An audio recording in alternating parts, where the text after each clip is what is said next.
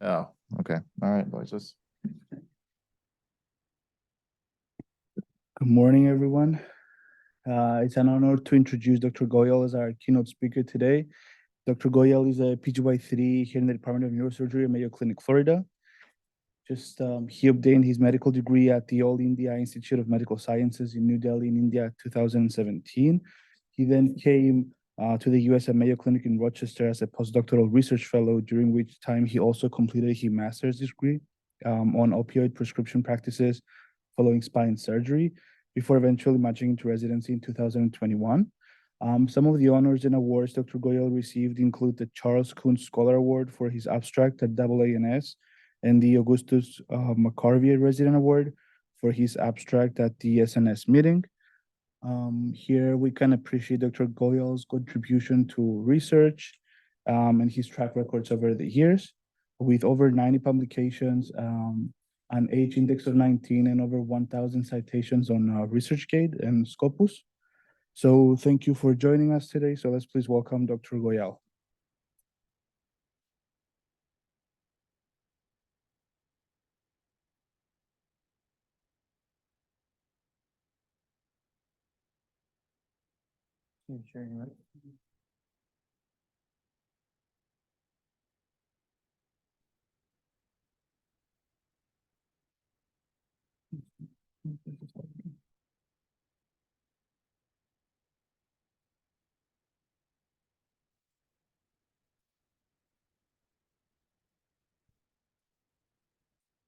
Thanks for that introduction. I'm very grateful to be here today.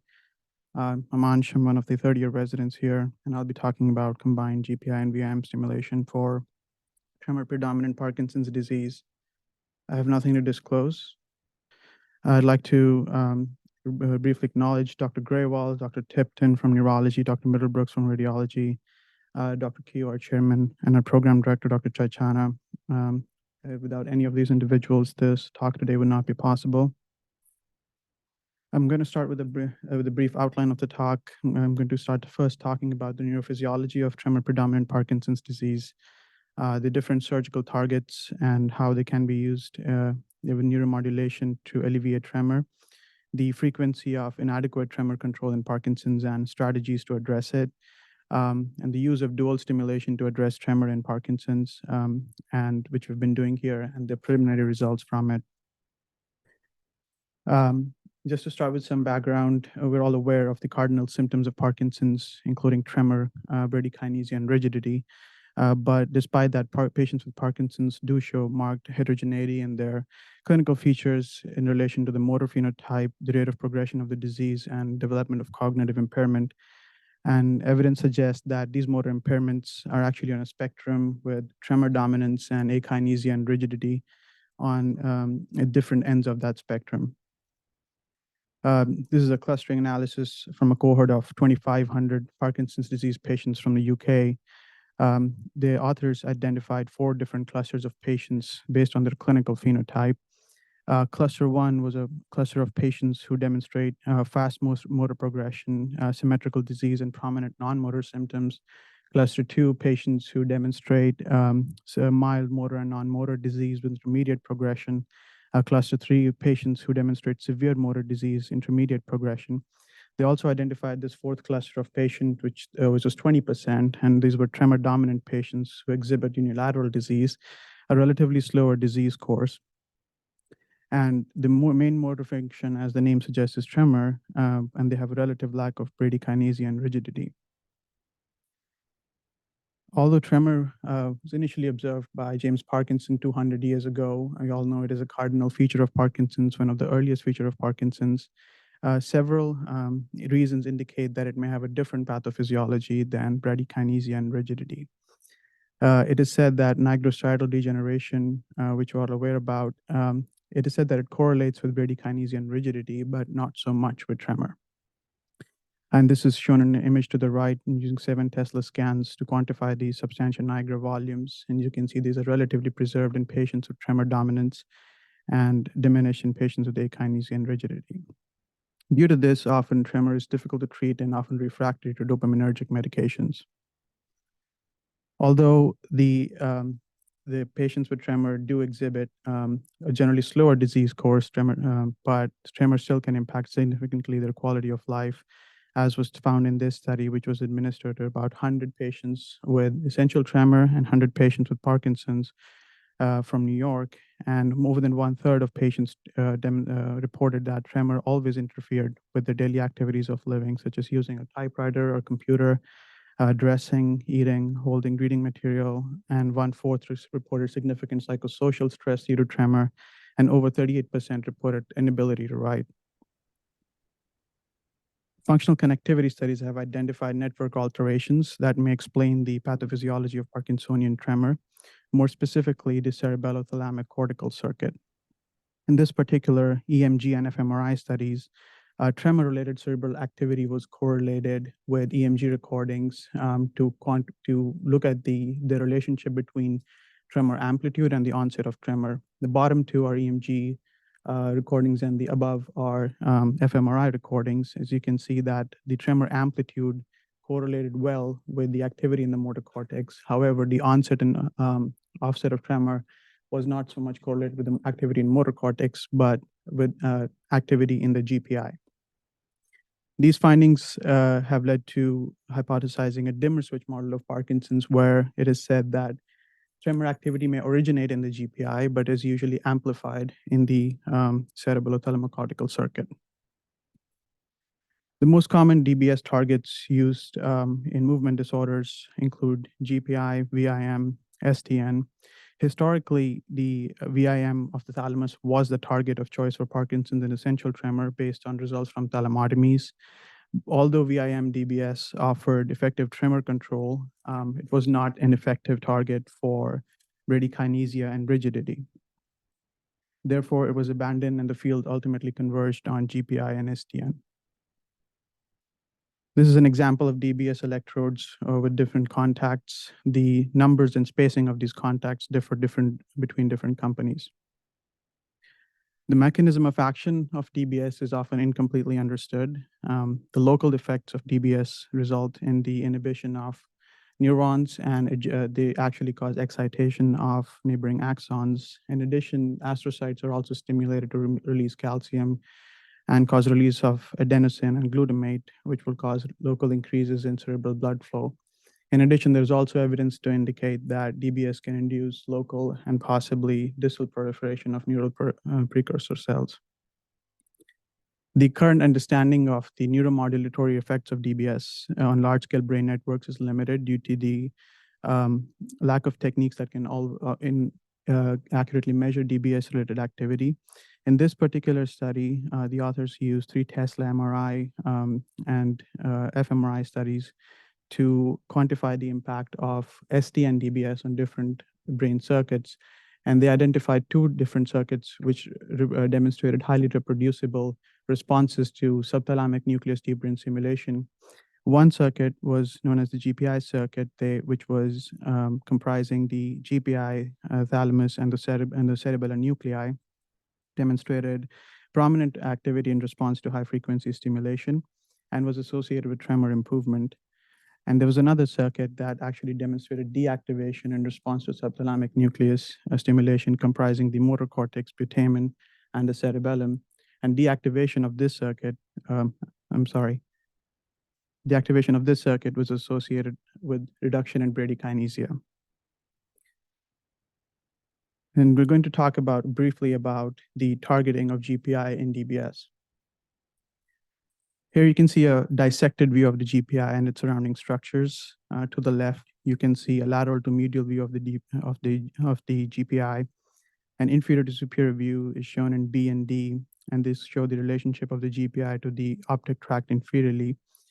And E figure shows an inferior to superior view that shows the relationship of the GPI to the globus pallidus externa.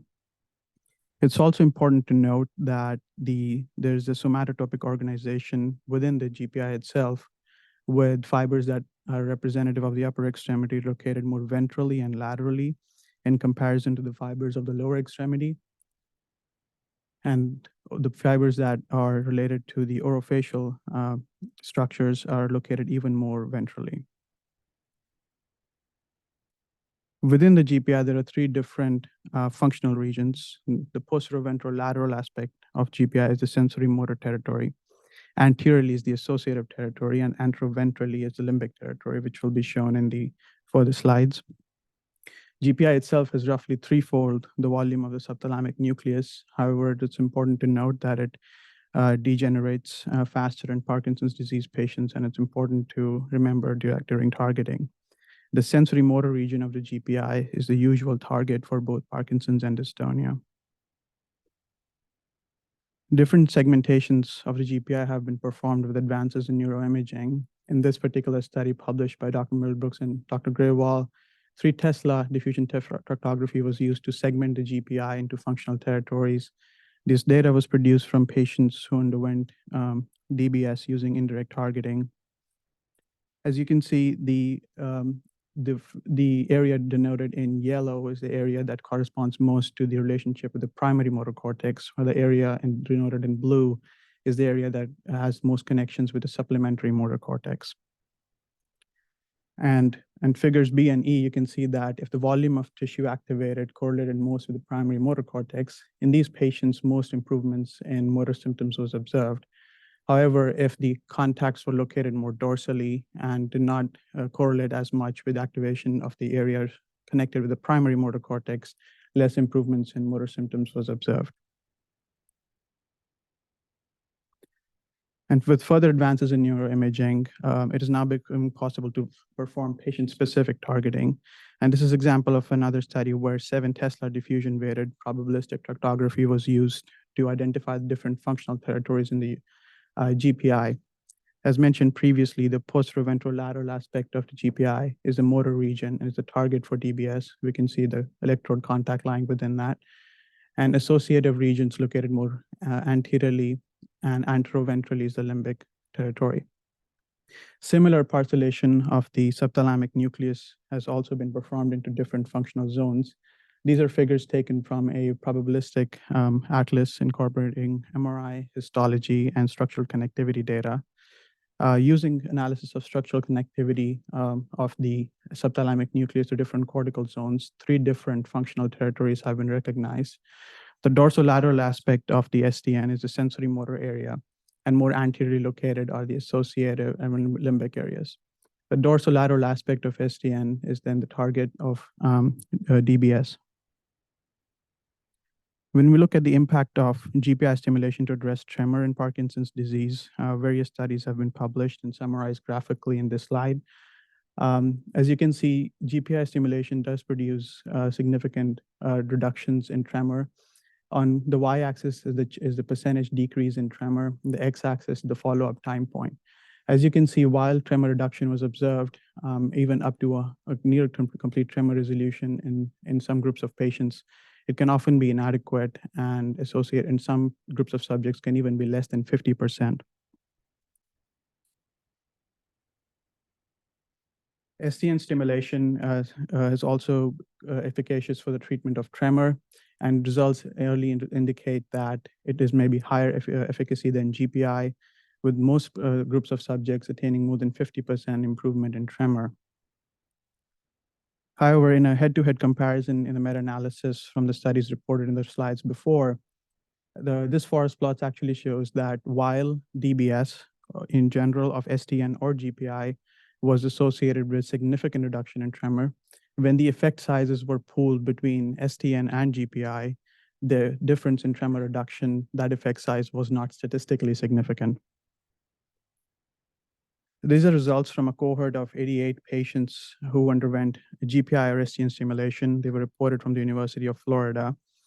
And the authors quantified the impact of DBS for tremor in Parkinson's. What they found was the STN stimulation had slightly higher tremor reduction. However, this was not statistically significant in terms of the decrease in tremor scores, as you can see in the orange and blue.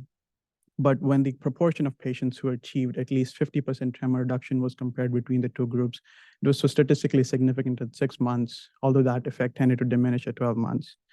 Although these results may be questionable because they're due to lack of accounting for the motor phenotype of Parkinson's and the lack of randomization, As with many centers, in these patients, in this case, patients who recommended GPI-DBS or STN-DBS based on their individual symptoms and comorbidities. Patients who had significant medication-related dyskinesia or cognitive impairment would have GPI-DBS, while STN-DBS was offered to patients who would have intractable tremor, rigidity, or akinesia. This lack of randomization is important to account for when comparing these outcomes.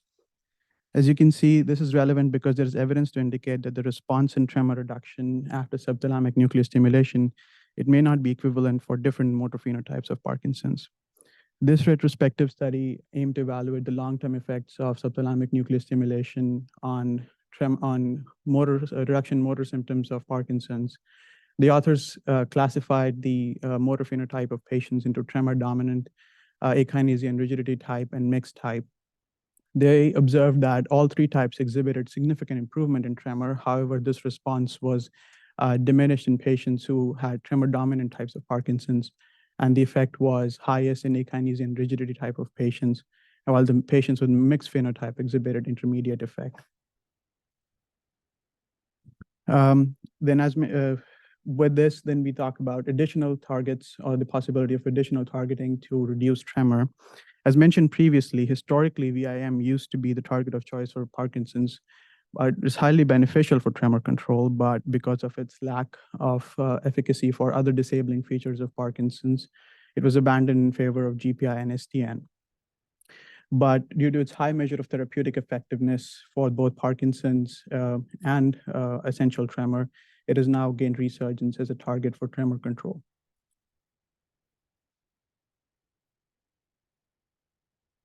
So the question is, what is the true anatomic mechanism of VIM stimulation?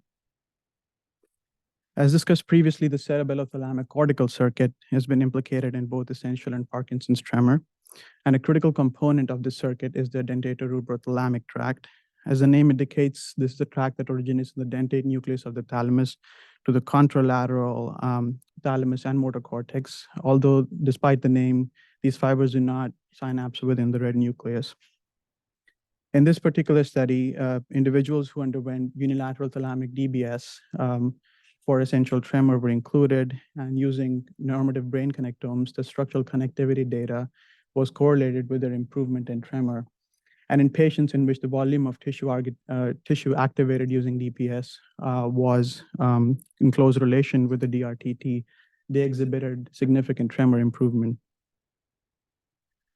And with this, the authors proposed the existence of this common treatment pathway. When you look at the different sweet spots for tremor reduction that have been reported in different studies, and if these are overlapped against the predictive tract from the study in the previous slide, all these stimulation sweet spots ultimately overlap with the DRTT. And with the availability of neuroimaging techniques, these can be used to directly target VIM. In this particular study, the F-Gator image, which is the most commonly used sequence for DBS targeting, in this particular study, the authors identified this interesting hyperdensity at the ventral aspect of the thalamus that they found that implantation of the lead in that area would often have improvement in tremor. Using when this was correlated with the volume of tissue activated, it was found that if the volume of tissue activated was closer to this hyperdensity, it would result in a greater improvement in tremor. What the authors further did was they analyzed the spatial relationship of this thalamic hyperintensity with the treatment targets previously reported in the literature. And they again found that targets that were associated with an improved clinical outcome, they featured a close relationship to this thalamic hyperintensity. And when you anatomically correlate that thalamic hyperintensity, it represents the terminal portion of the dentatorubro-thalamic tract. And this hyperdensity or this imaging biomarker has been also used in our institution in a cohort of patients undergoing VIM DBS for essential tremor. On the images to the right, you can see this hyperintensity, using this blue marker, and implantation of lead. This is the intended trajectory. The implantation of lead with contact at the ventral aspect of this hyperintensity, and the one with middle contact traversing hyperintensity is the intended target. In this case, if you see the lead is implanted too anterior to this hypointensity, it was correlated with decreased tremor improvement. And implantation within this hypointensity correlates with more tremor improvement.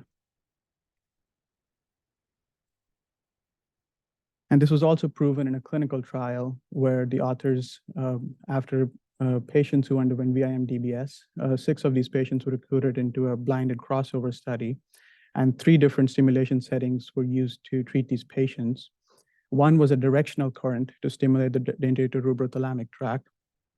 It's going to be shown in green. The authors compared this to a sham simulation setting where the direction of current was 180 degrees opposite to the dentatorubral-thalamic tract. And they compared it also a standard of care setting where while the current was in the same direction as DRTT, it was located further away or more proximally. What they found was tremor improvement was greater in this connectivity-based treatment setting, or basically directionally stimulating the DRTT, as compared to both sham or standard of care settings. Then the question comes, how do you address inadequate tremor control following stimulation in Parkinson's? There are different options. One could be titrating dopaminergic medications, adjusting stimulation settings, looking at alternative targets, rescue leads, and also what we're now doing here is combined target stimulation. Various authors have reported that failures in DBS can be addressed by using a rescue lead in which the patient's taken back to the OR and a different lead is implanted in a different target, and motor symptoms can be improved. And this is done previously in subthalamic nucleus stimulation corrected by GPI stimulation, or conversely. It has even been tried for tremor dominance, and this particular case report, a 67-year-old gentleman who underwent unilateral GPI DBS, had good control of resting tremor, but inadequate control of his postural and kinetic tremor, underwent additional VIM stimulation to attain better tremor control. Obviously, the rescue lead technique while it is feasible, it represents a disadvantage due to the need for reoperation. It's another so then we talk about rescue leads, and then also the option exists to do dual electrode or dual stimulation of different structures at the same time. And it has been tried in other movement disorders. In this case, for instance, the Holmes tremor. In this, the authors used 4 patients with Holmes tremor, and they were stimulated with both GPI and VIM. And they found that stimulating both GPI and VIM together had a synergistic effect to each other, where more improvement was observed in tremor with dual stimulation. This has also been tried for myoclonic dystonia tremor. And this, again, significant improvement was found in dual stimulation technique. The use of combined stimulation has also been actually reported for tremor-dominant Parkinson's. This was a case report of a 79-year-old gentleman who had previously bilateral VIM DBS and actually underwent an additional subthalamic lead implantation to correct a tremor, and dual stimulation actually led to improvement in tremor control. The use of GPI and VM stimulation in tremor-dominant Parkinson's, to my knowledge, is supported by one other group and VCU, where authors initially tried to describe their first Parkinson's population and found that there was approximately a 10% failure to produce at least a 50% reduction in tremor using just STN or GPI DBS. And that failure rate increased to 14% when they investigated the subset of patients who had severe on-medication tremor.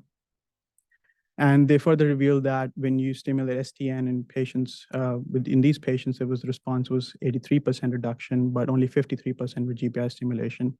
So naturally, they favored STN for significant on-medication tremor, but they had to resort to GPI in case of the patient's individual symptoms or comorbidities were actually a contraindication for patients to get STN stimulation, such as psychiatric comorbidities. So to address this subgroup of patients who had inadequate tremor control but could not get STN stimulation, they needed to have GPI stimulation. These patients, they tried doing dual stimulation with GPI and VIM.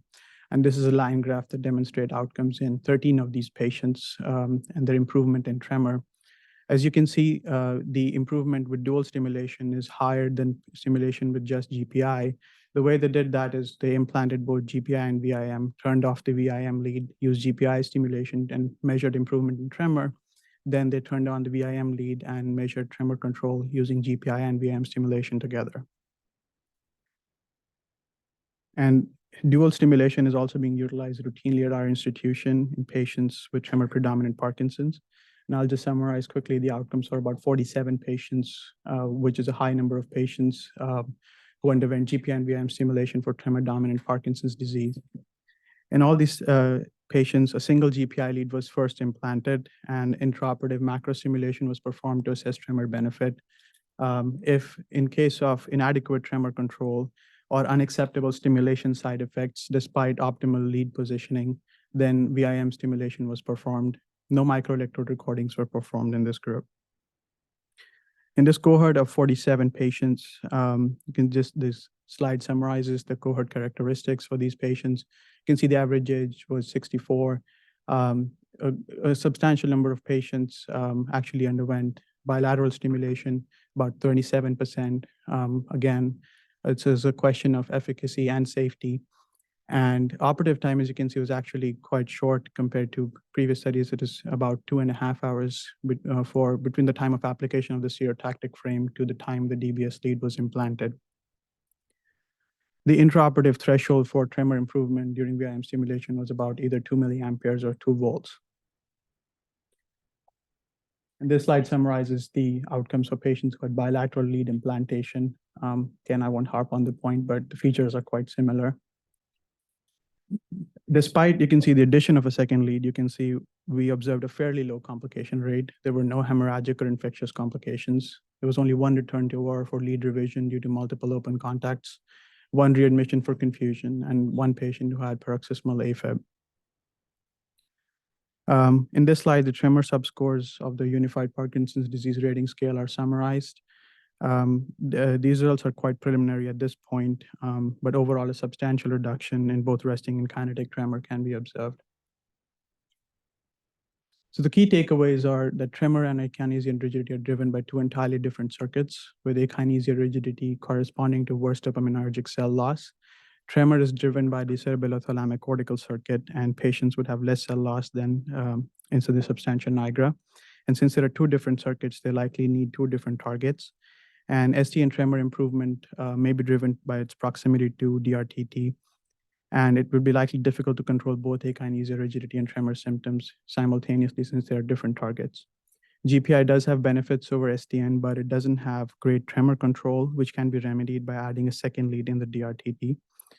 The use of dual leads may represent an efficacious strategy for tremor control in Parkinson's, but does not confer any significantly increased surgical risk.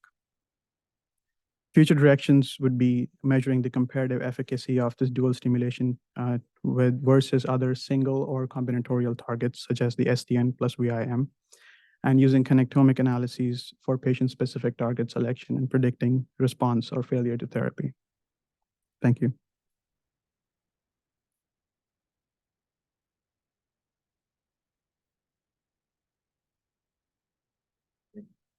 Very well. Do you want to say a few words? I was going to defer to you, Dr. Buchanan.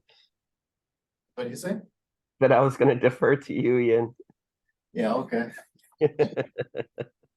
Ansh, that was a good summary of kind of the pathways and the rationale behind why we're doing this, right? But why do you think we haven't been doing this from the start? I mean, so we knew about these pathways 20 years ago, right? So what was the impetus to switch to adding two leads rather than everyone doing one lead? I believe mainly probably was based on the literature. It seems that that there was inadequate tremor control in certain subgroups of patients, and not all of them could have STN stimulation. So the ones that required GPI stimulation, and if there was inadequate tremor control, then VIM, the feasibility of VIM would be considered. Plus, I think if you have to implant VIM, it's a second lead, and that's also to be considered in terms of surgical safety. Yeah, I think the main thing is we were limited by our technology, right? We didn't have batteries that could support multiple leads. And now that we do, there's a general trend across the functional neurosurgery sphere of going to symptom-specific leads, right? So in epilepsy, for example, there's plenty of places that are doing anterior nucleus of thalamus and central median nucleus or pulvinar, right? Looking at different networks to be stimulated. I think the same thing's happening here. I think neither GPI or STN is the tremor control center, right? We know that, you showed that very nicely. So let's have Dr. Middlebrooks make some comments here as well. Yeah, thanks, Ansh. Thanks, Sanjeet. I think, yeah, to me, I don't know if Dr. Tipton or Weedy are here to give their insights too, but I think the STN tremor thing is just a byproduct of being off target. The DRTT runs pretty close proximity to the STN, and usually with a trajectory to the STN on the upper contacts, you're able to kind of get a little bit of stimulation. So I think it makes it hard to simultaneously optimize tremor and the other Parkinsonian motor symptoms from a single STN lead. So I don't much believe the literature on STN and tremor control, because I think you can get semi-adequate tremor control by being off target. So I think that we really want to focus more on this tremor circuit. And so I think Ansh did a good job of really explaining the Parkinson's is a really complex phenotype. And, we understand more and more that these are different networks that drive these symptoms. So when you see a patient that has a particular phenotype, you really have to think how you customize their neuromodulation rather than just sticking everything in the STN and hoping for the best. And so I think, as everyone has mentioned before, there are a lot of limitations to doing those dual electrodes. And I think one also to consider that people don't often think of as the operative times, right? When people do microelectrode recordings and all this stuff, putting leads in multiple targets gets really pretty absurd.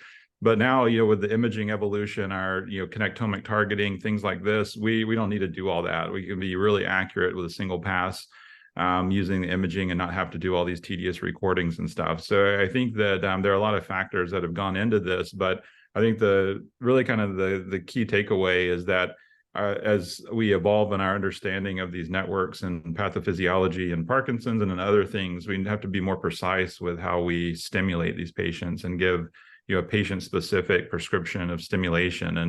And so I think that our team's done an awesome job at really being kind of at the forefront of doing this, rather than just thinking every patient will respond to the same thing. It's just kind of absurd when you think about the pathophysiology. Thank you, sir. Guys, there is a question in the chat from Dr. Q. He's asking, what is new and what is the message here that we did not know before? Thanks, Dr. Q. Hope you're doing well, CNS. I think it's one of the messages here is that that dual stimulation is feasible and safe. It's not as utilized in others commonly. Other messages that we have to look at more patient-specific symptom improvement, as Dr. Middlebrooks alluded to, and using combinatorial treatments is one way to do that, as these are circuit alterations and they have to be looked at accordingly.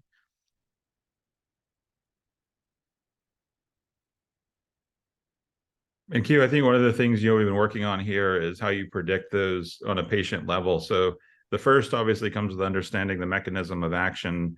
And so we actually now are working on a paper looking at the connectomic prediction of these different Parkinsonian symptoms. And then hopefully we can then use that prospectively to predict and even develop, like large data models, like with AI, so that when a patient shows up, we plug in, their tremor score, their bradykinesia, like what's their phenotype, and it says this is the programming setting. So really taking this to a much more sophisticated level of prediction. And Eric and Sanjeet, how can artificial intelligence maybe help us predict some of those models? Or can you enter large databases and then use either machine learning, artificial intelligence, connectomics to begin to predict which way, how, where, when to stimulate or anything like that? That's exactly what we're working on, Dr. Q. So the idea is that we get this connectomic data beforehand, especially with the 7T data that we're getting. We implant these patients. Right now, what we're doing is we're validating that data. So we're having Dr. Tipton, Dr. Weedy go and say, okay, if you really want to improve tremor, this is the area you need to stimulate. If you really need to improve rigidity, this is what we're doing. And then we're working with Boston Scientific and Brain Lab on the back end to use AI to say, okay, Now a new neurologist in, you know, a local community can say, hey, this patient has significant tremor. Give me 70% improvement in tremor without having capsular effect. And the AI will give the appropriate programming settings. So one of the papers that Dr. Goyal mentioned quickly was one where Dr. Middlebrooks and we did a blinded study for tremor control. And we had the neurologist try to figure out their best setting for programming.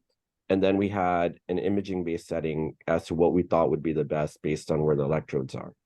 And the imaging outperformed the, you know, 2-hour neurology programming session by a significant amount.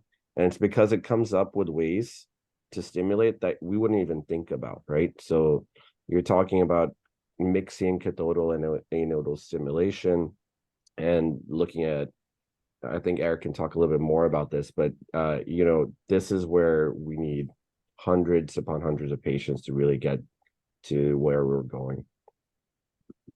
Yeah, I think the challenge that we face is, you know, compared to some other operative things, there's not a lot of DBS done, you know, when we talk about the size that people want in machine learning. And a lot of historical data sets just aren't that useful because they're missing key imaging results that we acquire now but couldn't acquire 10 years ago, or that centers, a lot of them unfortunately don't acquire today. So it really, we have good data for supporting, you know, efficacy, safety, these kind of things, but the AI, by traditional standards, the complexity of what we're asking it to do, we don't have extremely large data sets, like thousands of patients. So I think we have to, and I think it's probably unrealistic that we would get that in a short term. So I think we have to challenge the AI sphere of saying, can you do this with smaller data sets? How do we accomplish that? So I think, you know, we have pretty good validation of these things. And I think it's really the patient outcomes are what we're striving for, right? Rather than spending a year of these patients coming in, being tested and go home, it's not good, come back. You just, like our epilepsy patients, most of them leave with the right setting now. They don't have to come back. And so I think that really creates this kind of destination medicine thing. It helps, I think, with neurologists referring patients to us to not think that they have to deal with this thing now. They have no experience. It's like, when you leave here, you're probably never going to have to worry about it again. So that's what we really want to get to. Maybe this is a good time to mention 3 things. I'll mention the first one, which is the fact that artificial intelligence, after, you know, we have the new chair, we're going to make it public. Actually, internally, we know who that is, but I'm going to keep it still confidential. But the new AI chair on behalf of the enterprise is going to be in the headquarters is going to be right here at the Mayo Clinic in Florida, an opportunity to interact with Eric and Sanjeet and our teams, Dr. Whitty, Dr. Tipton. So obviously we have a few things going on, public announcement coming in the next 2 weeks. So very exciting. But the other 2 things is, number one, the meeting that you guys just attended in San Diego, I heard a lot about here and at the CNS in regards to cellular therapies in the future, combined with the stimulation. And then the last one, if you guys can comment on, is the new laboratory that you guys are establishing and going into federal funding. So can you talk about those 2 things, please? Yeah, so, you know, I can mention so this was a meeting that was put on with ClearPoint. We're basically starting a study group of regional centers that are going to be the centers of choice for implantation for gene therapy, cellular therapies, because the resources needed to do this and do this appropriately are not available everywhere. And we've been very lucky with our early adoption of the intraoperative MRI and our ability to accurately target this stuff over the past 10 years, we've been chosen to be one of those original sites. So right now there's around 120 companies that are in preclinical, not preclinical, but pre-human, non-human primate models, looking at gene therapies for multiple things. That's Parkinson's, Alzheimer's, epilepsy. Unicure just got their approval for epilepsy gene therapy 2 days ago. Which is really exciting, and we're going to be involved in a lot of those trials as they're coming out. The lab is a lab that Dr. Middlebrooks and I have been working with your mentorship over the last 4 years to get accomplished with Boston Scientific. So, you know, we're very excited that that's finally actually being built with construction, but it's truly an exploratory neuroscience lab where we're going to be able to do animal and translational models, but incorporating a lot of the software and engineering aspects of Boston Scientific with the neuroscience available at Mayo Clinic, Florida. So really allowing us to translate ideas to technology quickly.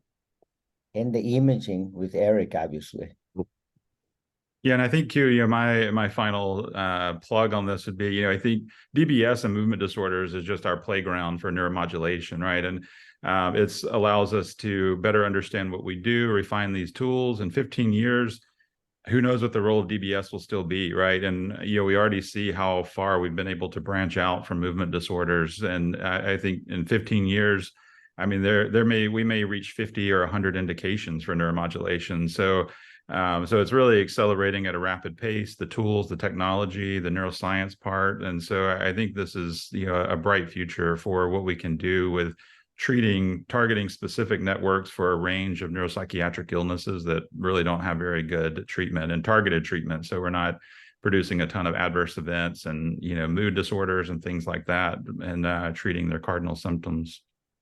And I was just thinking, I see Hugo right here. I don't know if you can make a comment about neuromodulation, the fact that the tumor microenvironment cancer does interact with neurons, and there may be opportunities to modulate the way in which this new synapses, new excitatory, pathways happen between cancer and the normal brain in the future. But something to consider as you guys are obviously going to, doing amazing work in neuromodulation and being pioneers. So congratulations on all the work, and thank you, Ansh, for your presentation. So Thank you, sir. all righty, Ian, wrap it up. All right, boss. I think we're done. Any questions? Questions online, JP? No, no more. Thank you, everybody, for joining us for our conference. See you next week.